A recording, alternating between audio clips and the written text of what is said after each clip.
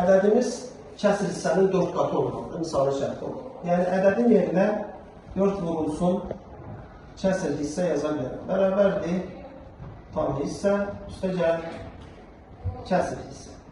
Gördüyünüz kimi kəsr hissə toplamadır, bu yarı tərəfə, digər tərəfə çıxma olaraq keçə bilər. 4 kəsr hissədən 1 kəsr hissəni çıxsaq, qalar 3 dənə kəsr hissə. Bərabər imişləyə tam hissə. Burada 3 vurmadı, digər tərəfə bölmə deyə keçər. Bunlar kəsr hissə bərabərdir, tam hissə bölünsün 3-ə. Sonra tam hissə və kəsr hissənin qaydalarına baxsaq, kəsr hissənin qaydası belədir. Kəsr hissə hər zaman 0-dan böyük olmalıdır, bərabər olmalıdır, 1-dən isə %100 kiçik olmalıdır. Yəni, buradakı bu tam hissəni 3-ə böləndə 0-dan böyük bərabər olmalıdır, 1-dən kiçik olmalıdır. Yaxşı, tam hissə nələr olsa 3-ə bölsək 0-dan böyük bərabər olar. 0 olsa 0 3-ə bölsə bərabərliyi alınır. 1 olsa 3-ə 1 0-dan 1 arasındadır. Bir də 2 ola bilər. 3 ola bilməz. Niyə? 3-ü 3-ə böləndə 1 eləyir, amma biz deyirik 1-dən kiçik olsun. Deməli 0, 1, 2.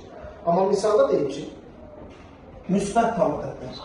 0 isə nə mənfi eləmək müsbət, ona görə 0 isə bilmirik. Cavab 1, 2, yəni 2 demək. Bu qədər.